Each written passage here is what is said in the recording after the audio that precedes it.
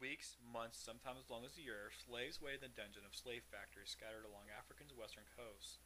They had already made the long, difficult journey from Africa's interior, but just barely. Africans were packed tightly into slave ships with little light, food, and grueling and inhumane conditions. Out of the roughly 20 million who were taken from their homes and sold into slavery, half did not complete the journey, most of those dying along the way.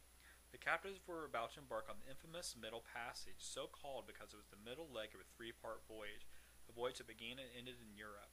The first leg of the voyage carried cargo that often included iron, cloth, brandy, firearms, and gunpowder. Upon landing on Africa's slave coast, the cargo was exchanged for Africans.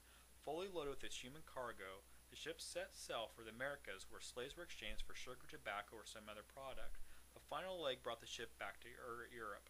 The Africans boarding the slave ship had no idea what lay ahead.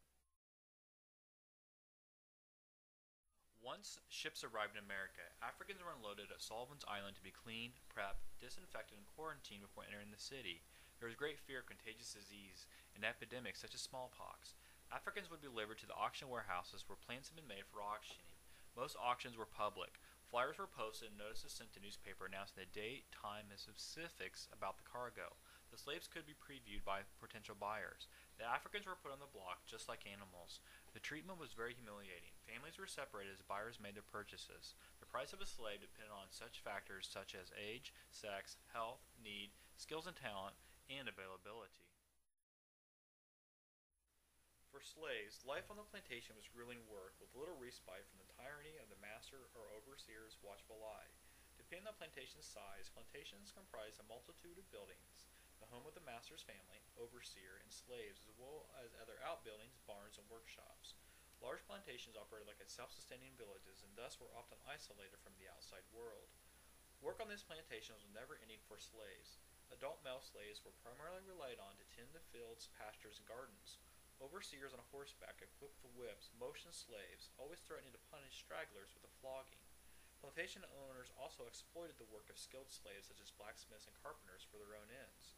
Lastly, female slaves and young children usually served as domestics, tending to the master's family as cooks, servants, and housemaids, and were often starved, whipped, and even raped.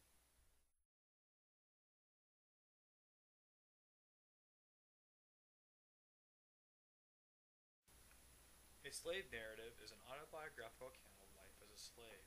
The purpose of slave narratives were to document the horrors of slavery from the writer's personal experience. Slave narratives attempted to arouse the sympathy of readers in order to promote humanitarianism, emphasize traditional Christian religious ideas, and emphasize the cruelty of individual slave owners. Local color fiction is the use of regional detail in literature, typically through dialect. Its purpose is to give readers a sense of a particular region or time